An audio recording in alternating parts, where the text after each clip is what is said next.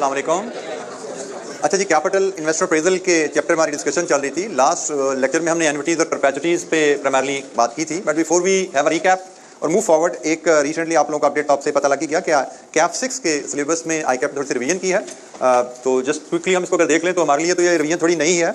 Old scheme में नई scheme में जाते हुए कुछ रिडक्शन है, और वो रिडक्शन सिर्फ फाइनेंशियल एनालिसिस के पोर्शन में है, मैनेजरियल एनालिसिस के पोर्शन में एब्सोल्युटली नो चेंज। तो जब हम कंपैरिजन करते हैं तो कंपैरिजन में हमारे पास एक तो थोड़ा सा ग्रिड में चेंज आया है। ये ओल्ड साइड पे देखें तो ये जो खैर थोड़ा सा इमेज मैंने स्क्रीन प्रिंट किया था, इतना वो अच्छा इमेज नहीं आया, लेकिन ये वेल ओल्ड चीज़ें हैं। तो इसमें ऐसा एक्सप्लेन करता जाता हूँ। पहले यहाँ पे बजटिंग एंड प्रोजेक्शन था, तो यहाँ से प्रोजेक्शंस का वर्ड खत्म कर दिया गया है। नई स्कीम में जाते हैं तो यहाँ पे सिर्फ बजटिंग रह गया है। और दूसरी चीज़ जो चेंज की गई है वो मार्क्स में थोड़ा चेंज किया गया है कि इधर 5 नंबर कम कर दिए गए हैं। मैनेजरियल एनालिसिस में 5 नंबर कम किए गए हैं, और हम सेफली कह सकते हैं वो 5 नंबर इस बजटिंग के पोर्शन में डाल दिए गए हैं।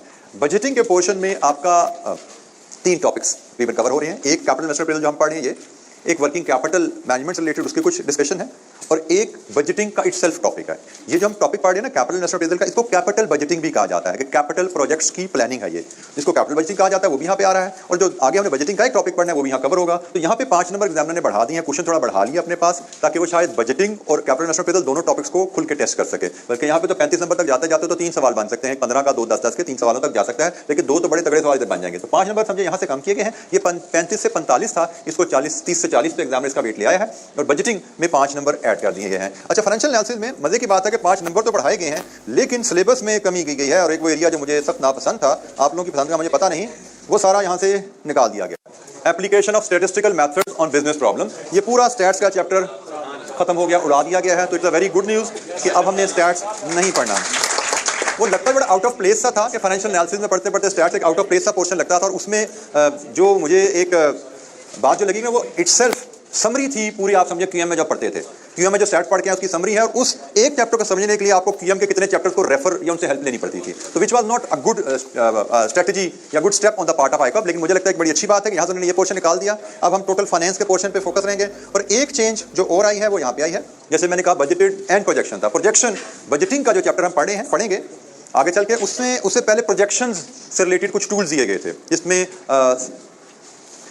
फोरकास्टिंग के मेथड से अप्रोचेस थी और प्रोजेक्शंस के मेथड और अप्रोचेस थी। तो बजट में इस्तेमाल होने के लिए कुछ टूल्स है प्रोजेक्ट एंड फोरकास्टिंग, जो कि अगेन हम कहते हैं कि अभी उनकी significance exam point of view से बड़ी नेग्लिजिबल रही हुई है। ये हमेशा से प्रोजेक्शन एंड फोरकास्टिंग हमारे फाइनल में भी सिलेबस का ऐसा होता था, लेकिन अगर 20 साल वहाँ पे सिलेबस में रहा तो शायद 1 या 2 टेस्ट हुआ था बड़े छोटे से टॉपिक में।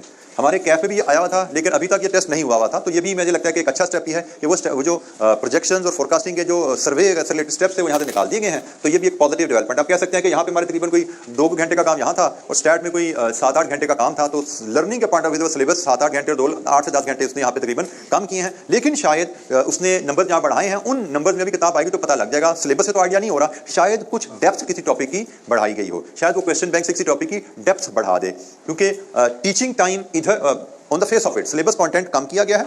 लेकिन आईकैप की गाइडलाइन को जब हम देखते हैं ना in terms of teaching time, उसमें आईकैप ने कुछ चेंज नहीं किया। ये आईकैप की गाइडलाइन है in terms of teaching time, इसको आईकैप ने छेड़ा नहीं है, शायद छेड़ना भूल गया, या हम समझते हैं कि शायद उसने कंटेंट में कुछ थोड़ी चीज़ें जहाँ पे मार्क्स बढ़ाए हैं वहाँ पे थोड़ी सी चीज़ें भी शायद बढ़ा दी हों बजटिंग प्रोजेक्शन में। बट फिलहाल हमें ऐसी कोई इंडिकेशन सिलेबस में इजाफे की कोई इंडिकेशन नहीं मिल रही। इसको जब हम देखते हैं इस डॉक्यूमेंट्स को कंपेयर करते हैं तो सिलेबस में रिडक्शन की खबरें हैं। ठीक है, तो ये जब हमारी ओवरऑल स्कीम आ गया, 3 चीज़ें अगर हम कहें, एक 5% वेट शिफ्ट हो गया मैनेजरियल से फाइनेंशियल पे, दूसरा स्टैट्स का पोर्शन टोटली चैप्टर उड़ गया, तीसरा बजटिंग में जो प्रोजेक्शन एंड फोरकास्टिंग का थोड़ा सा सेक्शन था वो सेक्शन भी खत्म कर दिया गया है। ठीक है, तो ये 3 मेनली चेंजेस हैं जो कि कैप 6 के सिलेबस में मिलती हैं। बाकी मैंने तो खैर अपने साथी से कहा था कि तमाम सिलेबस से हम कंपेयर कर लें तो मुझे लगता है शायद ही किसी और सब्जेक्ट के सिलेबस में कुछ चेंज आई है। ये जो भी नया सिलेबस रिलीज हुआ ऑटम 23 के लिए, जब हम उसको स्प्रिंग 22 से कंपेयर करते हैं तो स्प्रिंग 22 के कंपैरिजन में हमें सिर्फ कैप 6 में चेंज नजर आती है, बाकी सिलेबस एज इट इज़ वहाँ पे अवेलेबल है। अच्छा जी, तो इसका मतलब ये तो मेरे हिसाब से तुम्हारे लिए एक गुड न्यूज़ है। कैप 6 के लिए पहले ही माशाल्लाह पेपर जैसा का आया था वो भी एक आसान था, और उसमें आईकैप ने मजीद थोड़ी सी आसानी सिलेबस रिडक्शन की सूरत में आपको दे दिया। दैट विल कंट्रीब्यूट इंशाअल्लाह ताला पॉजिटिवली टुवर्ड्स योर प्रिपरेशन। अच्छा जी, coming back to again annuity and perpetuity. हमने एन्युटी क्या है, what are the different types of annuities, उससे बात हुई। परपेचुइटी क्या है, what are different types of perpetuity, उससे बात हुई। और डिफरेंट टाइप्स ऑफ एन्युटी और परपेचुइटी की डिस्काउंटिंग कैसे की जाती है। एन्युटी परपेचुइटी कैश फ्लो अगर हमें किसी प्रोजेक्ट में आ जाए तो हम उसकी एनपीवी आईआरआर इन्वेस्टर अप्रेजल कैसे कर सकते हैं, कोई सवाल? अच्छा, एक छोटी सी एक्टिविटी जरा करते हैं हम। कुछ मैं आपको period of cash flow from two देता हूं और ये ईयर्स में होगा, और यहाँ पे इसके बाद एनुअल कैश फ्लो आपके साथ आते हैं, ये रुपीज़ में होंगे, और रिक्वायरमेंट आपकी रहेगी हर कैश फ्लो की प्रेजेंट वैल्यू लेना। सॉरी, एक हम आर भी यहाँ पे लाएंगे, डिस्काउंट रेट, उसके बाद फिर प्रेजेंट वैल्यू आएगी। तो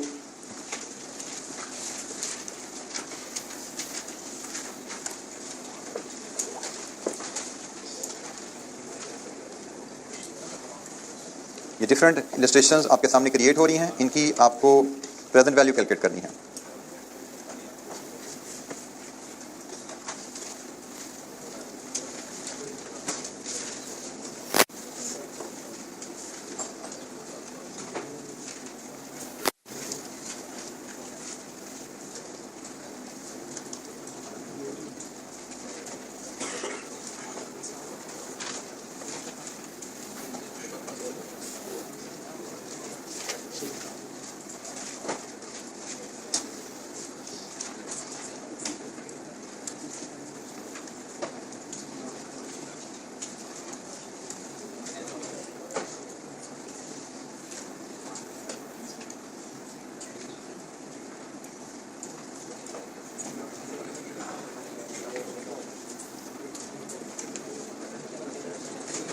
लीजिए जी, ये 7 मैंने छोटी छोटी सी कैलकुलेशंस आपके सामने बनाई हैं।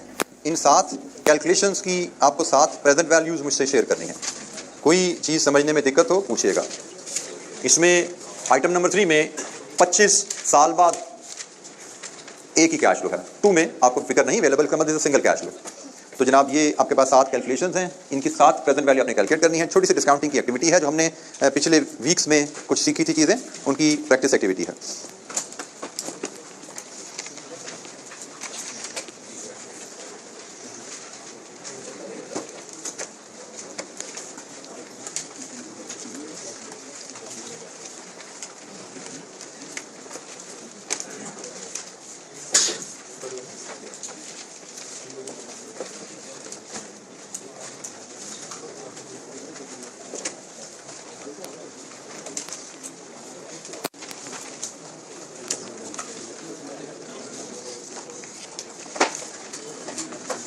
कुछ सिंगल कैश फ्लोज हैं, कुछ एन्युटीज हैं, कुछ परपेचुइटीज हैं, कहीं नॉर्मल, कहीं delayed, no advance case is discussed here.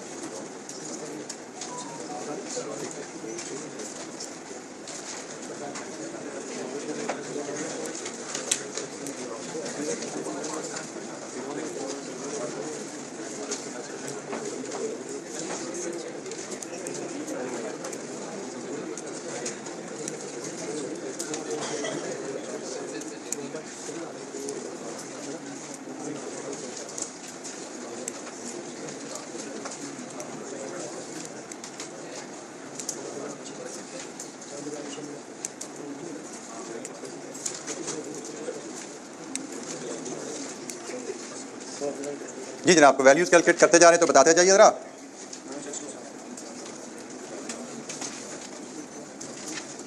I am interested in value 9627। कोई डिसएग्रीमेंट हो तो बताइएगा। 9627 पहली वैल्यू। 31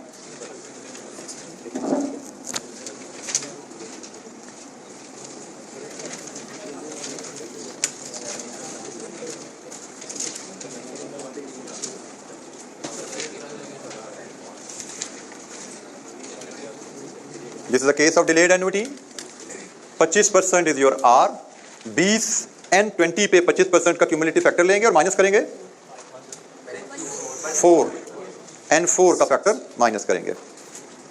25% पे 20 साल का फैक्टर कैलकुलेट करेंगे फार्मूला की मदद से, क्योंकि 25% हमें टेबल में अवेलेबल नहीं है। फार्मूला इस्तेमाल करेंगे यहाँ पे आप।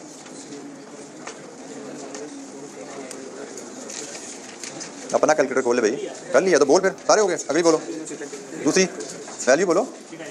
हाँ 3981। नेक्स्ट 107 5076 5076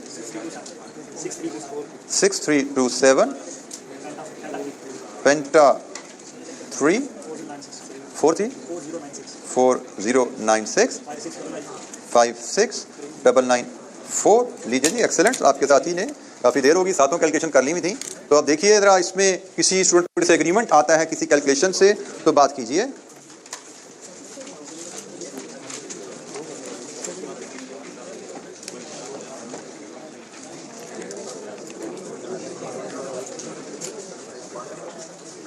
पेन दिखा।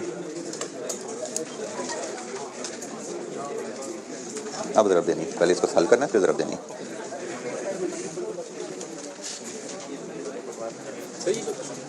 जी भाई, ये क्या सिंगल कैश लो भाई? सिंगल कैश लो, 25 साल बाद का सिंगल कैश लो। 25 साल बाद में 5000 चाहिए। चाहिए नहीं, सिंगल कैश लो है, उसकी पीवी लेनी है आपने। एक मिनट, 10% 25 साल तो 1.1 रेस्ट 25। कौन सा सवाल है? कौन सा सवाल है? तीसरा। तो भाई ने वो ज़्यादा लिखवाई हुई है, वो तो बनता ही गलत। नहीं जी, 3 नंबर की तो गलत है। 3 नंबर तो सिंगल कैश लो है। 5000 की प्रेजेंट वैल्यू 5000 से ज़्यादा कैसे हो सकती है? क्या है इसकी वैल्यू? 461। जी जी जी। और जी किसी जगह इतराज़ है तो पूछिए, दुरुस्तगी करानी है तो बताइए। सिंगल कैश लो ना बेटा ये।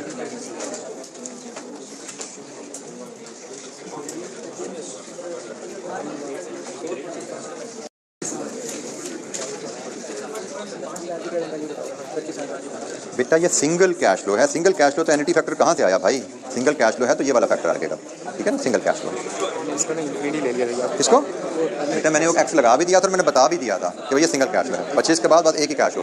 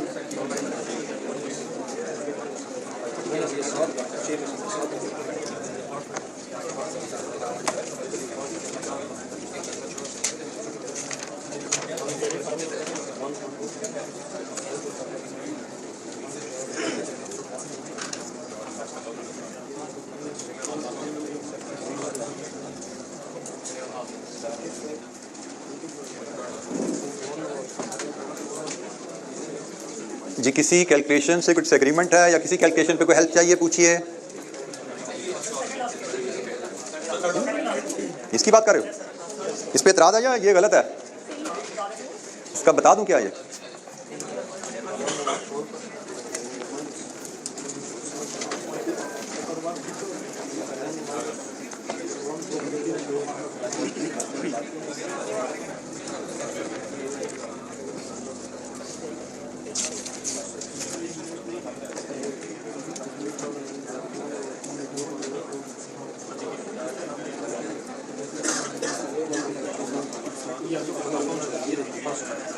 सेकंड लास्ट का डिस्काउंट फैक्टर आपका ये बनता है जी, this is the discount factor. इस फैक्टर को आपने मल्टीप्लाई करना है 25 से, आपकी वैल्यू आनी चाहिए।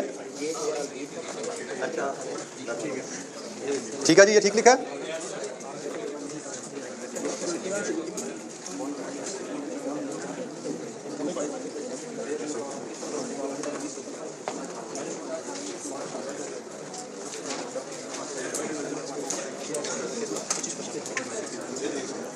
किसी और कैलकुलेशन पे कोई गाइडेंस हेल्प जी बेटा।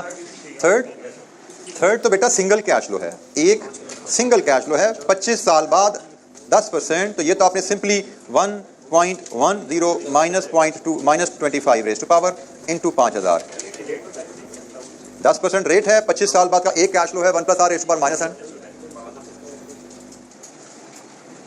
सिंगल कैश फ्लो 25 के आगे कोई कैश फ्लो नहीं है, मैंने यहाँ पे मेंशन भी कर लिया था, वॉइस भी कर दिया था। There is no cash flow after 25 year, there is single cash flow.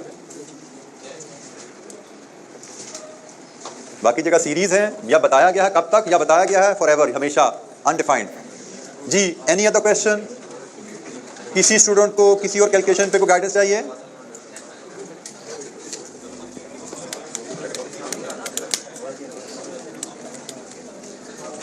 अच्छा जी, अब हम वापस आते हैं अपने कैपिटल इन्वेस्टमेंट अप्रेजल की तरफ। कैपिटल इन्वेस्टमेंट अप्रेजल में अभी तक हमने जितने सवाल देखे, जितनी एनपीवी या आईआरआर की कैलकुलेशन देखी, उनमें हमें क्वेश्चन में year wise cash flows readily available थे। हमें एनुअल इंटरवल्स पे कैश फ्लोज दिए गए थे, हमने उन कैश फ्लोज के ऊपर एनपीवी या आईआरआर का टूल अप्लाई किया। एग्जाम में हमें प्रोजेक्ट के जो कैश फ्लोज होते हैं वो इस तरह टेबुलर फॉर्म में नहीं दिया जाते हैं, स्टेटमेंट की फॉर्म में, स्टोरी की फॉर्म में दिए जाते हैं। हमने उस स्टोरी को पढ़ के कैश फ्लोज को एनुअल इंटरवल पे अरेंज करना होता है, और एग्जाम में आपके मेजर मार्क्स इस स्टेप के होते हैं। अगर आपको से 15 नंबर का सवाल आ रहा है तो 15 नंबर के सवाल में से आपको मे बी 11 या 12 नंबर मिलते हैं सवाल को पढ़ के डाटा एक्सट्रैक्ट करके उसको एनुअल इंटरवल पे अरेंज करना। जैसे क्वेश्चन में आपको बताया जाएगा कि जी हम इनिशियल इन्वेस्टमेंट करेंगे तो उसमें लैंड इतने की खरीदेंगे, बिल्डिंग इतने की बनेगी, प्लांट इतने का लगेगा। फिर बताया जाएगा आपको जी हम सालाना इतने यूनिट्स बेचेंगे, या पहले साल इतने यूनिट, दूसरे साल इतने यूनिट्स। बताया जाएगा प्राइसेस हमारी सालाना पर यूनिट क्या रहेंगी, हमें वेरिएबल कॉस्ट इन्फॉर्मेशन दी जाएगी, फिक्स कॉस्ट इन्फॉर्मेशन दी जाएगी, लंबी कहानी लिखी जाती है। हमने उस कहानी से रेलेवेंट कैश फ्लोज आइडेंटिफाई करने हैं और उनको एनुअल इंटरवल, जिससे हम इनिशियल इन्वेस्टमेंट जो डिस्काउंट नहीं होनी टुडे टर्म में वो कितनी है, साल बाद के टोटल कैश फ्लो कितने होंगे, डिफरेंट रेवेन्यू और कॉस्ट को कंसिडर करने के बाद 2 साल बाद के कितने होंगे, एंड सो ऑन। हमने प्रोजेक्ट की स्टोरी से डाटा उठाना है और उसको अप्रोप्रिएटली एनुअल इंटरवल पे अरेंज करना है। 15 में से 11-12 मार्क्स इस चीज के होंगे। डाटा हमारे पास आ जाए, उसके बाद डिस्काउंट करके कॉस्ट ऑफ कैपिटल पे एनपीवी कैलकुलेट करना और फैसला करना, 2 नहीं तो 2.5 नंबर। डाटा हमारे पास हो, आईआरआर कैलकुलेट करके फैसला करना, 2.5 नहीं तो 3.5 नंबर। मेजर मार्क्स होते हैं कहानी से डाटा एक्सट्रैक्ट करना और उसको एनुअल इंटरवल पे अरेंज करना, जैसे हम करते आए हैं। तो अब हम साथ साथ थोड़ा उस एक्ट की तरफ भी चलते हैं कि भाई ये काम जो किया जाता है उसमें हमें क्या स्किल और क्या नॉलेज रिक्वायर्ड है। तो इसमें हमें सबसे पहले जो नॉलेज रिक्वायर्ड होता है that is assumptions about timing of cash flows. हम जब कहानी से डाटा उठाते हैं तो कहानी में हमें कैश फ्लोज की टाइमिंग के बारे में कुछ इंफॉर्मेशन दी जाती है। हमने वहां से हिंट लेके उस कैश फ्लो को अप्रोप्रिएट प्लेस पे अरेंज करने हैं। जैसे नॉर्मली हम 0, 1, 2, 3, 4 ये हमारे एनुअल इंटरवल होते हैं। 0 का मतलब होता है टुडे, ये चीज मैं आपको बता चुका हूं टाइमलाइन पे। 0 का मतलब होता है आज, 1 का मतलब होता है आज से 1 साल बाद, आज से 2 साल बाद, एंड सो ऑन। हम एनुअल इंटरवल पे कैश फ्लो को अरेंज करते हैं ताकि जब हम डिस्काउंटिंग करें तो साल बाद का कैश फ्लो 0 पे लाते हैं प्रेजेंट वैल्यू में, 2 साल का कैश फ्लो 0 पे लाते हैं प्रेजेंट वैल्यू में, एंड सो ऑन। हम जो डिस्काउंटिंग कर रहे हैं ना वो एनुअल इंटरवल्स पे पड़े कैश फ्लो को 0 पे ला रहे होते हैं। क्या? तो हमें कैश फ्लोज को एनुअल इंटरवल पे अरेंज करने के लिए कुछ अजम्पशंस की जरूरत पड़ती है, जिनको हम DCF assumptions about timing of cash flows कहते हैं।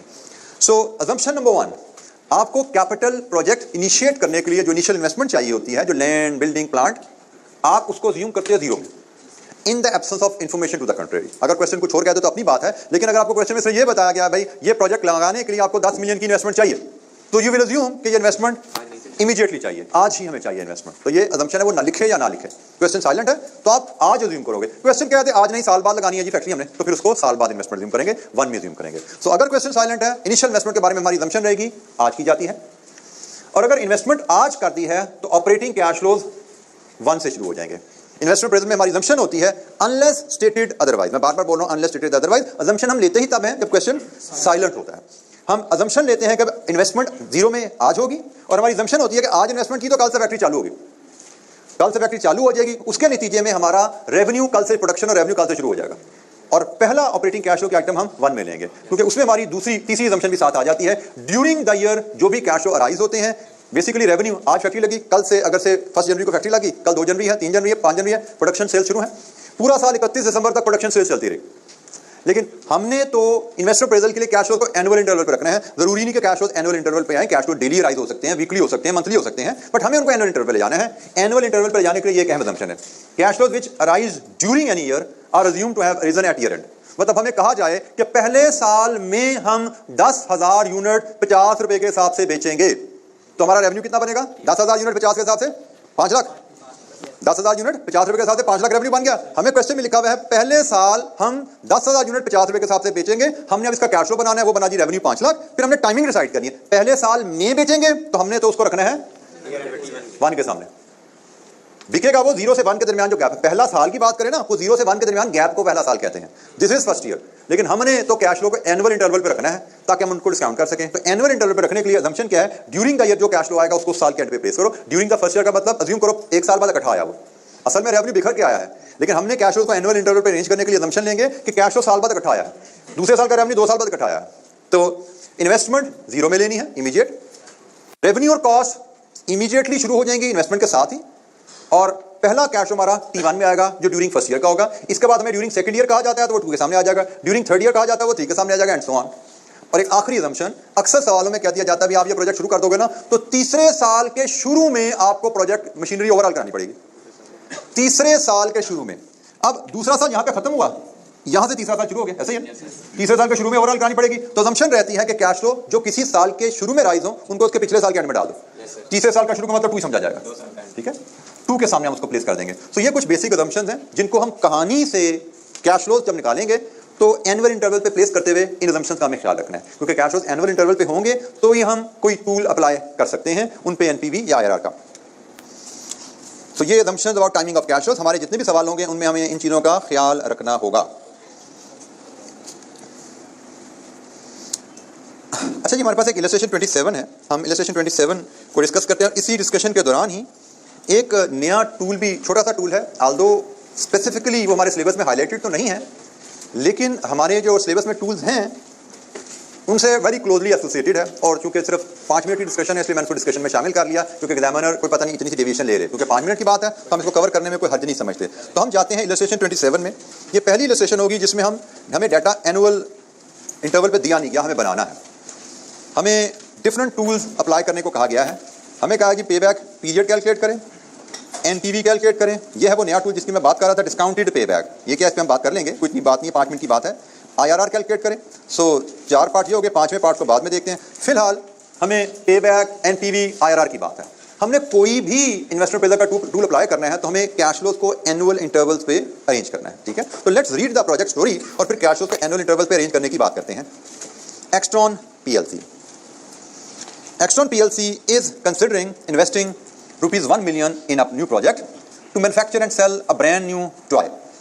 The following estimate has been made. Estimate क्या जी? Sales number of units में 50,000 in the first year, rising by 10,000 per annum. मतलब 10,000 units per annum, मतलब पहले साल 50,000, दूसरे साल 60,000 and so on. Life of the project 4 साल. Price per unit 25 रुपए. Material cost per unit 10 रुपए. Labor and variable overhead per unit 8 रुपए.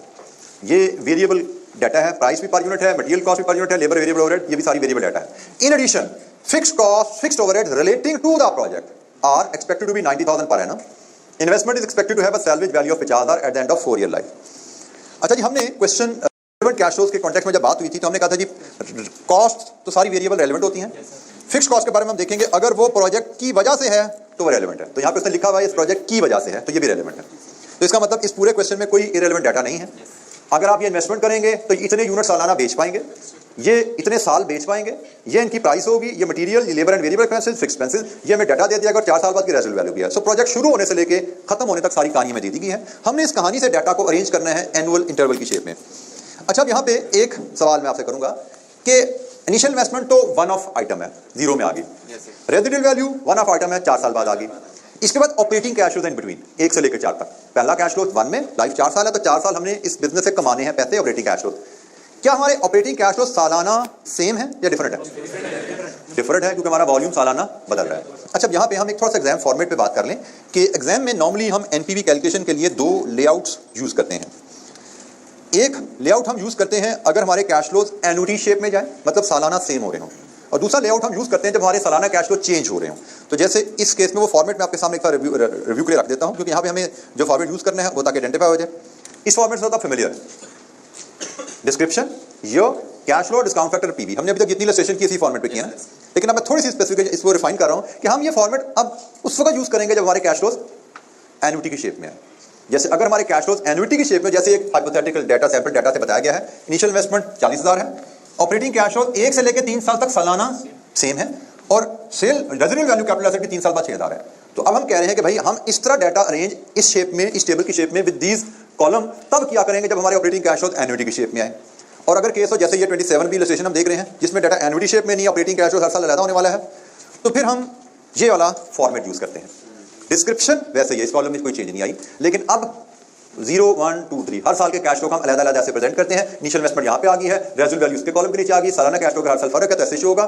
फिर हम यहाँ पे टोटल कैश फ्लो देते हैं, फिर ऐसे हम हर साल का डिस्काउंट फैक्टर अलग-अलग शो करेंगे, प्रेजेंट वैल्यू एंड एनपीवी। तो ये दो बेसिक फॉर्मेट है जो आगे जितने भी सवाल आया करेंगे हम इनमें से कोई फॉर्मेट यूज किया करेंगे। हर साल अलग कैश फ्लो है तो ये फॉर्मेट, और अगर एन्युटी कैश फ्लो है तो पिछला फॉर्मेट। ठीक है, तो अब हमारे इस सवाल में एक्सट्रॉन में ये वाला फॉर्मेट हमें चाहिए क्योंकि इसमें वैल्यूज चेंज हो रही हैं। तो हम इस फॉर्मेट के मुताबिक चीज़ें प्लान करना शुरू करते हैं। इलस्ट्रेशन नंबर 27, ये सारी फॉर्मेट भी आपकी किताब में पेज 176 पे अवेलेबल है। ये लेआउट सैंपल्स में जैसे मैंने स्क्रीन पे दिखाया नोट्स में अवेलेबल है पेज 176 पे। तो ये इलस्ट्रेशन 27 का डाटा है, हम इसके मुताबिक चीज़ों को अरेंज करते हैं। पहला कॉलम डिस्क्रिप्शन का, इसके बाद प्रोजेक्ट लाइफ कितनी है जी? 4 साल। एक कॉलम इन्वेस्टमेंट का 0 में, उसके बाद 4 साल कारोबार चलना है 1, 2, 3 एंड 4। तो यहां पे हम देंगे डिस्क्रिप्शन 0, 1, 2, 3, 4। अच्छा, एक और गाइडलाइन सीखिएगा। गाइडलाइन है, ये कोई हार्ड एंड फास्ट रूल नहीं है। नॉर्मली जब इनिशियल इन्वेस्टमेंट आपकी मिलियंस में हो तो फिगर्स को 1000 में राउंड ऑफ कर लीजिएगा ताकि आपको डाटा बहुत इतने एक्स्ट्रा जीरो ना लगाने पड़ा करें। अगर तो फिगर कुछ हजारों में या लाखों में है तो शायद राउंड ऑफ आप ना करें, आप एग्जामिनर की इंस्ट्रक्शन को फॉलो करें। लेकिन अगर फिगर्स मिलियन में है इनिशियल इन्वेस्टमेंट तो इसको 1000 में राउंड ऑफ करना बेहतर है, इट इज रिकमेंडेड। तो हम ये फिगर रुपीज इन 1000 में लेके चलने लगे हैं। हमारी आइटम्स जो 9 आइटम्स हमने अभी डिस्कस की थी जो आएंगी, एक हम लाएंगे यहाँ पे इनिशियल इन्वेस्टमेंट, फिर हम लाएंगे इसी की रेजिडुअल वैल्यू। इसकी ज्यादा लाइन आइटम लगाना जरूरी नहीं है, आप चाहें तो ज्यादा लाइन आइटम लगाएं, ना भी लगाएं तो हर्ज नहीं है, इसको छोड़ दीजिए। इसके बाद लाएंगे नेट ऑपरेटिंग कैश फ्लो। अच्छा, revenue, material, price, material, labour, fix cost, ये सारे ऑपरेटिंग कैश फ्लोज हैं। ऑपरेटिंग कैश फ्लो से मुराद प्रोडक्ट्स को बना के बेचने से रिलेटेड कैश फ्लोज, बनाने से रिलेटेड खर्चे सारे, और बेच के जो रेवेन्यू है वो हमारे ऑपरेटिंग कैश फ्लोज होते हैं। हम as a practice operating cash flows को हमेशा अलग वर्किंग में डील किया करेंगे। ठीक है, हम इसी मेन आंसर में रेवेन्यू और कॉस्ट की लाइन आइटम 4, 5, 6 नहीं ऐड कर दिया करेंगे हम जब भी, क्योंकि जनरली ऑपरेटिंग कैश फ्लो का डाटा जरा थोड़ा वॉल्यूम वाला होता है, तो उस वॉल्यूम को मतलब हम वर्किंग में हैंडल किया करेंगे। एज अ प्रैक्टिस हम इसी को लेकर चलेंगे। एग्जामिनर सॉल्यूशन में you may sometimes find it in working and you may sometimes find it as a part of solution. तो उससे हमने वरी नहीं करना, हम एक ही फॉर्मेट सीखेंगे और हर सवाल हम उसी पे हम करते जाएंगे, उसी पैटर्न पे करते जाएंगे। तो मैंने जैसे कहा हम इसको वर्किंग के थ्रू हैंडल करेंगे, शायद ये वर्किंग 1 हमारी बनने वाली है। तो इसके बाद हमारे यहाँ पे बनेंगे net cash flows. Net cash flow जब हमारे पास आ जाएंगे, इसके बाद हमें जो भी टूल इस पे लगाना होगा रिक्वायरमेंट के मुताबिक हम अप्लाई करते जाएंगे। हमें पेबैक लगाना है, एनपीवी निकालना है, आईआरआर लगानी है, डिस्काउंटेड पेबैक है, सारे हम इसके बाद लगाएंगे। पहले हमें यहाँ तक पहुंचना है। डाटा एनुअल इंटरवल्स पे जब कैश फ्लो अरेंज हो जाएंगे उसके बाद ही आगे कुछ काम हो सकता है। उसके बाद कोई भी टूल लगाना हो लग जाएगा। मेजर मार्क्स जैसे मैंने कहा एग्जाम में डाटा को यहाँ तक लाने के होते हैं। एग्जाम में अक्सर हमें मल्टीपल टूल लगाने को कहा नहीं जाता, नॉर्मली एक ही टूल कहा जाता है। एनपीवी से फिजिबिलिटी बताओ, या आईआरआर से फिजिबिलिटी बताओ, या सिर्फ फिजिबिलिटी बताओ। तो अगर उसने कहा एनपीवी से फिजिबिलिटी बताओ, एनपीवी का टूल लग गया। उसने कहा आईआरआर से फिजिबिलिटी बताओ, आईआरआर का टूल लग गया। उसने कहा पेबैक से फिजिबिलिटी बताओ, पेबैक का लग गया। उसने कहा फिजिबिलिटी बताओ, फिर बेस्ट एनपीवी। उसने कहा सिर्फ फिजिबिलिटी बताओ, तो जो बेस्ट टूल है एनपीवी हम उसको फॉलो करते हैं, उसको अप्लाई करते हैं। एनीवे, तो हमें सबसे पहले मेजर मार्क्स यहां तक आने हैं, तो हम इसके साथ डाटा अरेंज करते हैं। तो इनिशियल इन्वेस्टमेंट कितनी है जी? 1 million. In the absence of information हम इसको 0 में लेते हैं एज पर असम्पशन। और जब 1000 में डाटा राउंड ऑफ हुआ डेसिमल नहीं लगाना, मिलियन में फिगर होंगी फिर डेसिमल आएंगे। 1000 में डाटा है तो डेसिमल लगाने की जरूरत नहीं है जी। रेजिडुअल वैल्यू कितनी है? 50,000। इसी रो में 4 साल बाद 50 का इनफ्लो ले लो। ये इनिशियल इन्वेस्टमेंट के दो कैश फ्लो दोनों एडजस्ट हो गए ना आपके, दोनों इनकाउंट हो गए। इनिशियल इन्वेस्टमेंट में 0 में इन्वेस्टमेंट है और 4 साल बाद उसके डिस्पोजल से रिकवरी है, दोनों कवर हो गए हमारे। अब हमें ऑपरेटिंग कैश फ्लोज में जाना है। ऑपरेटिंग कैश फ्लोज की प्रेजेंटेशन अगर हम देखें तो हमारे पास टोटल 4 ऑपरेटिंग कैश फ्लो से रिलेटेड वैल्यूज हैं। एक प्राइस पर यूनिट, दूसरी मटेरियल कॉस्ट पर यूनिट, तीसरी labour variable overhead per unit और चौथी फिक्स कॉस्ट। चले पांचवी वैल्यू भी हम शामिल कर सकते हैं, वॉल्यूम का। वॉल्यूम भी हमें ऑपरेटिंग कैश फ्लो की डिटर्मिनेशन में चाहिए। अच्छा, अब यहाँ पे हमें फॉर्मेट के बारे में हम फ्लेक्सिबल हैं, गाइडलाइंस आपको दी जाती हैं और उन्हीं गाइडलाइन में से एक अंडरलाइन गाइडलाइन ये भी है कि फॉर्मेट वो लेना है जो एफिशिएंट हो। ठीक है, फॉर्मेट वो लेना है जो एफिशिएंट हो। अब अगर मैं सोचूं कि इस बिजनेस को 4 साल तक चलाने से मेरे सालाना कैश फ्लो में क्या कमाऊंगा, तो पहले साल की अगर मैं बात सोचूं, पहले साल 50,000 यूनिट बेच के 25 के हिसाब से मैं रेवेन्यू कमाऊंगा। 50,000 इंटू 25। पहले साल 50,000 यूनिट बनाने पे 10 रुपये मटेरियल का खर्चा आएगा, 50,000 इंटू 10। पहले साल 50,000 यूनिट बनाने पे लेबर और ओवरहेड की मद में 8 रुपये पर यूनिट खर्चा आएगा, 50,000 इंटू 8। तो 50,000 को 25 से ज़रब दिया, रेवेन्यू आया। 50,000 को 10 से ज़रब दिया, मटेरियल कॉस्ट आई। 50,000 को 8 से ज़रब दिया तो लेबर ओवरहेड कॉस्ट आई। फिर इसमें से रेवेन्यू में से इन दो को लेस किया तो हमारे पास कोई नेट कैश हो। बीच में फिर ये फिक्स कॉस्ट भी पड़ी है, इसको खैर ज़रब नहीं देनी, ये तो सालाना ही है। तो हमें रेवेन्यू बनाया, हमने मटेरियल कॉस्ट सालाना बनाई, हमने लेबर एंड वेरिएबल ओवरहेड सालाना बनाई। ये सालाना ऑलरेडी हमारे पास है, तो रेवेन्यू में से सबको लेस किया तो नेट ऑपरेटिंग सालाना हम क्या कमाएंगे मिलेगा। ये तरीका ठीक है। आंसर बातें हमें समझ आ गई ना जो मैंने बात की। ऐसा तो कोई बचा नहीं जिसको बात समझ नहीं है मैंने क्या किया। हमें पहले साल में 50,000 को लेकर चलना है, दूसरे साल में 60 को लेकर चलना है, तीसरे में 70 को लेकर चलना है। तो हमें 4 सालों की इस तरह कैश फ्लो बनाने हैं। लेकिन ये एक लेबोरियस मेथड है कि भाई हर साल हम यूनिट्स को इससे भी ज़रब दें, इससे भी ज़रब दें, इससे भी ज़रब दें। तो भाई इन तीनों ने जब यूनिट से ज़रब खानी है तो क्यों ना यूनिट्स को कॉमन बाहर निकालें और पहले हम इन तीनों को नेट कर लें। इन तीनों को नेट करें तो ये प्राइस है और ये वेरिएबल कॉस्ट है, ऐसा ही है। तो हमने एक टर्म कैफ 3 में सीखी हुई है कंट्रीब्यूशन पर यूनिट की, जो कि होता है प्राइस माइनस वेरिएबल कॉस्ट। तो हम यहाँ पे करेंगे क्या, इसकी वर्किंग में अगर जाऊँ तो मैं कैसे प्रेजेंट करूँगा, जरा देख लीजिएगा वर्किंग को। 4 साल का डाटा मैंने अरेंज करना है। वर्किंग 1, 1 2 3 4।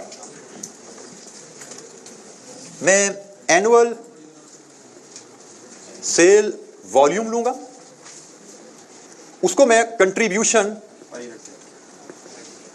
पर यूनिट से मल्टीप्लाई करूंगा। एनुअल वॉल्यूम मेरा है यूनिट्स में, पहले साल 50,000, दूसरे साल 60,000, 70,000 और 80,000। और कंट्रीब्यूशन पर यूनिट ये मेरी वर्किंग 1 है। तो कंट्रीब्यूशन पर यूनिट के लिए मैं फिलहाल, चूंकि अक्सर कुछ बच्चे ऐसे हैं जिन्होंने अभी कॉस्ट नहीं पड़ी हुई, उनके लिए मैं वर्किंग 1 कंट्रीब्यूशन पर यूनिट के लिए बनाता हूं। तो वर्किंग 1 में कंट्रीब्यूशन पर यूनिट में अगर बनाऊं तो कंट्रीब्यूशन पर यूनिट क्या होता है जी, sale price per unit minus variable cost per unit. तो जनाब सेल प्राइस पर यूनिट हमारे केस में है कितनी, 25 रुपए, और वेरिएबल कॉस्ट हमारे पास है एक 10 रुपए और एक 8 रुपए। तो यहां से कंट्रीब्यूशन आया 7 रुपीज पर यूनिट। हम 7 रुपए पर यूनिट कमाते हैं, मतलब सेल्स माइनस वेरिएबल कॉस्ट 7 रुपए पर यूनिट कमाई है हमारी। तो मैं जनाब यहाँ पे 7 से इसको ज़रब अगर दे दूं ये रुपीज में वैल्यूज लेके, तो मैं एनुअल कंट्रीब्यूशन, सालाना मैं कंट्रीब्यूशन कितना कमाऊंगा, सालाना कंट्रीब्यूशन। अच्छा, यहाँ पे मैं इसको रुपीज इन 1000 में ले जाता हूँ क्योंकि मैंने आगे तो रुपीज इन 1000 में वैल्यू लेके जानी है। तो रुपीज कंट्रीब्यूशन पर यूनिट एक छोटी फिगर है, उसको मैंने रुपीज में लिया, लेकिन आगे जब यूनिट से मल्टीप्लाई करना है तो मैं रुपीज इन 1000 में ला रहा हूँ क्योंकि मैंने वैल्यूज आगे रुपीज इन 1000 में लेके जानी है। तो सालाना मैं सेल्स माइनस वेरिएबल कॉस्ट कितना कमाऊंगा पहले साल, 350, 420, 490, 560। ये मेरी सालाना कमाई है, रेवेन्यू माइनस वेरिएबल कॉस्ट। तो क्या ये मेरी टोटल कमाई है? नो, इसमें से लेस करना है फिक्स्ड कॉस्ट। बिल्कुल ठीक है, इसमें से लेस करेंगे हम फिक्स्ड कॉस्ट। तो और फिक्स्ड कॉस्ट हमें क्वेश्चन में गिवन है जी, वो तो हर साल 90 ही है।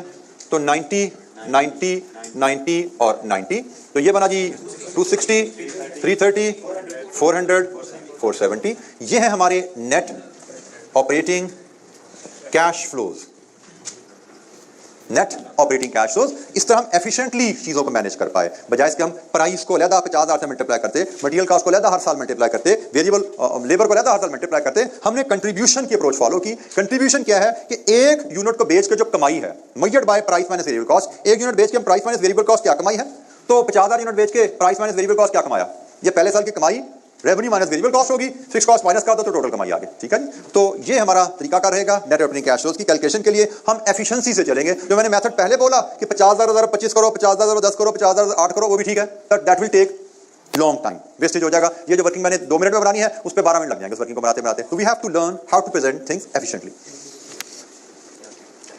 अच्छा, यहाँ पे एक तो जो मैं आपकी दिला दूं कि हम क्या मेथड यूज कर रहे हैं, कैश फ्लो बेस्ड मेथड। हमारी कॉस्ट में कहीं ना कहीं एग्जामिनर कोई ऐसी कॉस्ट दे सकता है जो नॉन कैश हो, ये हमें ख्याल रखना होगा। हमें ख्याल रखना होगा कि अगर किसी कॉस्ट में कोई नॉन कैश एलिमेंट दे दिया जाएगा तो उसको हमने माइनस कर देना। हमें सिर्फ कैश में इनकम लेनी है और कैश में एक्सपेंस लेना है। नॉन कैश आइटम कोई भी हमने अपनी वर्किंग में शामिल नहीं करनी। जैसे एग्जामिनर कह सकता है जी फिक्स कॉस्ट में हमारी डेप्रिसिएशन भी शामिल है, तो हमें पता भी हम तो डेप्रिसिएशन लेते नहीं, क्यों नहीं लेते डेप्रिसिएशन? और नॉन कैश बात एक तरफ है, डेप्रिसिएशन की सारी की सारी इन्वेस्टमेंट तो ले ली यहाँ पे, तो डेप्रिसिएशन क्यों लेनी है? डेप्रिसिएशन होती क्या है? इन्वेस्टमेंट का सालाना चार्ज। तो हम तो कैश बेस मेथड में सारी इन्वेस्टमेंट ही ले लेते हैं, तो यहाँ पे तो अदरवाइज तुक्की नहीं है सालाना चार्ज लेने की। एक तो नॉन कैश है वो तो अलग बात है, पर नॉन कैश से पहले ही वो खानी खत्म हो जाती है डेप्रिसिएशन की। तो भाई हमने तो सालाना सारी एसेट की पूरी कॉस्ट इस प्रोजेक्ट पर चार्ज कर दी है। बट फर्क क्या है कि हमने इसको सालाना चार्ज नहीं बनाया, इसको हमने कैश फ्लो चार्ज बनाया है। कब कितना पैसा हमारी जेब से गया डाल दो। अकाउंटिंग में ऐसा नहीं होता। अकाउंटिंग में हम पैसा जो गया उसको एसेट बना लेते हैं, उसको चार्ज नहीं कर देते। यहाँ पे हम सॉर्ट ऑफ चार्ज कर रहे हैं, ठीक है, कैश फ्लो बेस चल रहे हैं हम यहाँ पे। तो नेट ऑपरेटिंग कैश फ्लोज यहाँ पे आए जनाब आपके पास 260, 330, 400 and 470, that's it. Sum up कर लेते हैं। लीजिए जी 1000 में आउटफ्लो है, 260 है, 330 है, 400 है एंड 520 है। अब ये डाटा उस शेप में आ गया है जिससे हम फेमिलियर हैं, मतलब हमें एनुअल इंटरवल्स पे कैश फ्लोज की वैल्यूज अवेलेबल है। अब इससे आगे जो हमने टूल्स अप्लाई करने सीखे में है वो अप्लाई कर सकते हैं हम जी। किसी स्टूडेंट को, स्पेशली जिन बच्चों ने कैफ 3 अभी नहीं पढ़ा या पढ़ रहे हैं, उनको इस कैलकुलेशन को, इस फ्लो को समझने में कोई टर्म समझना ही हो, पूछना चाहते हो पूछिए।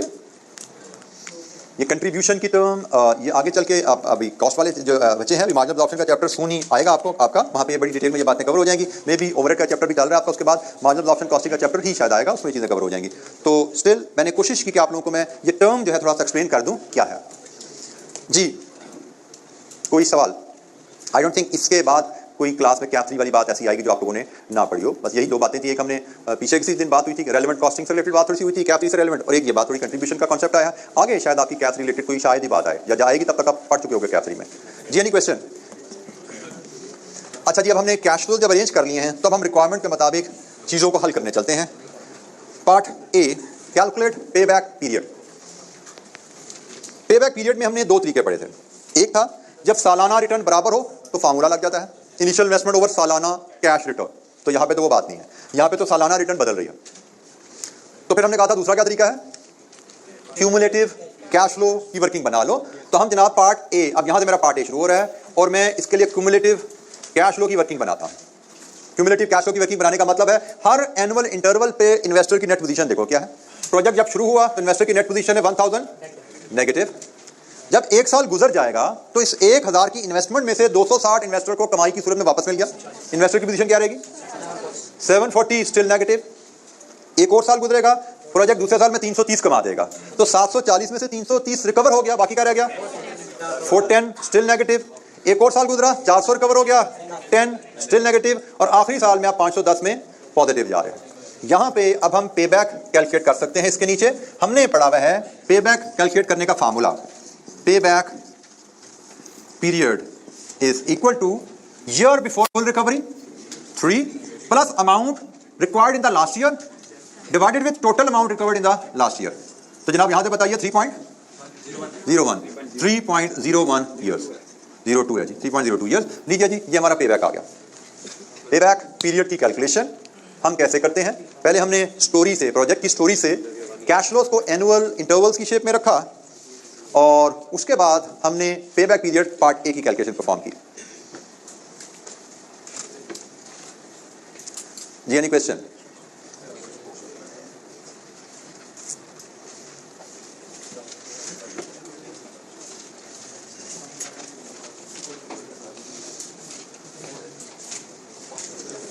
दूसरा पार्ट क्या जी? Calculate NPV assuming cost of capital of 8%। NPV calculate करने के लिए हम क्या करते हैं? कैश फ्लोज को कॉस्ट ऑफ कैपिटल पे डिस्काउंट करते हैं।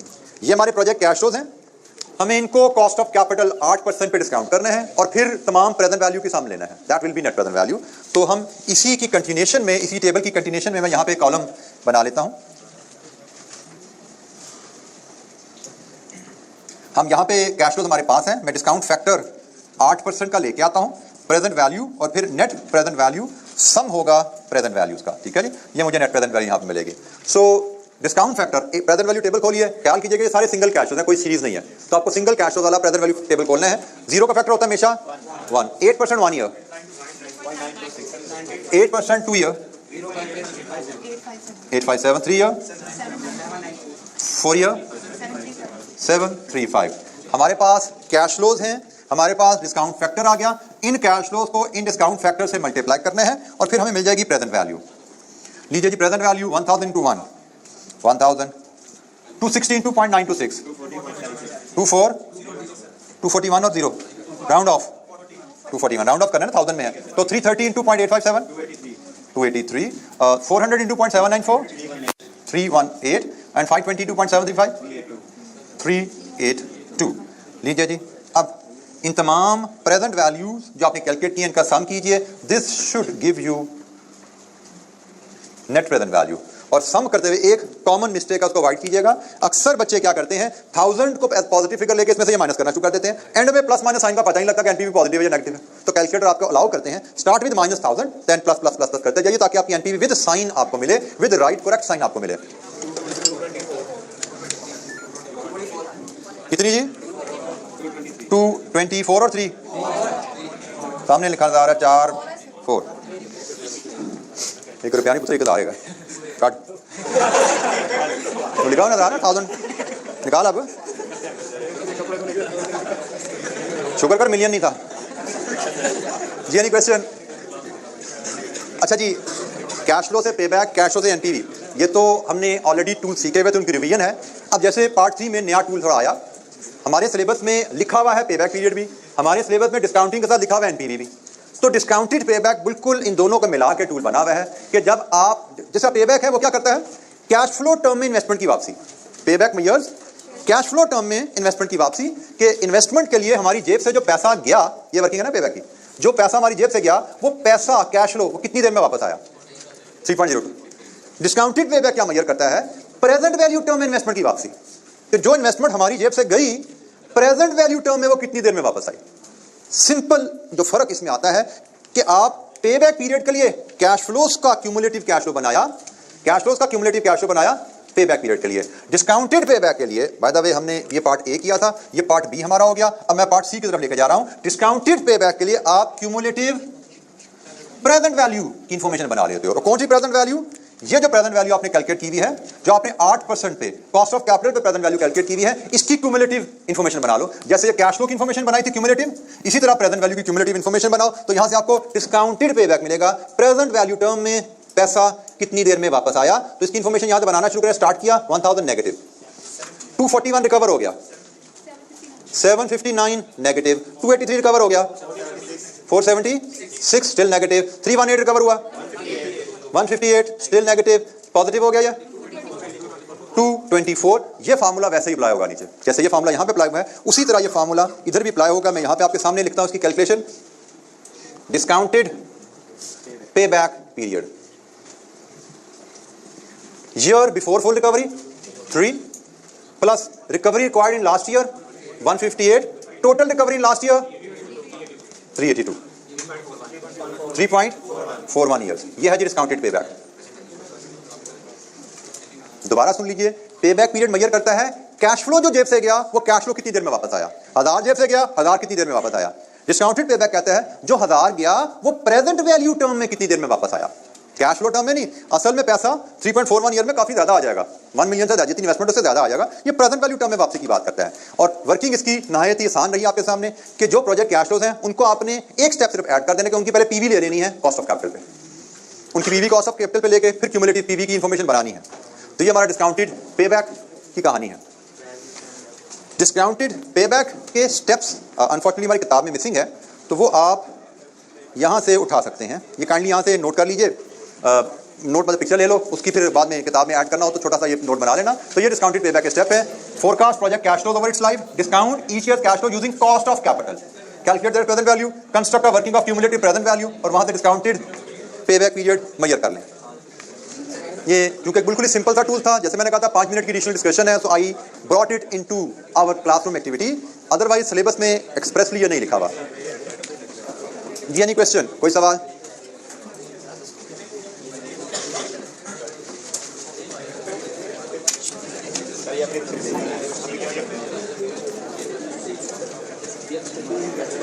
अच्छा जी, आज के लिए इतना ही। बाकी इंशाअल्लाह कल हम मिलेंगे, इस डिस्कशन को आगे लेकर चलेंगे। मजीद पार्ट इस सवाल के भी हमने करने हैं।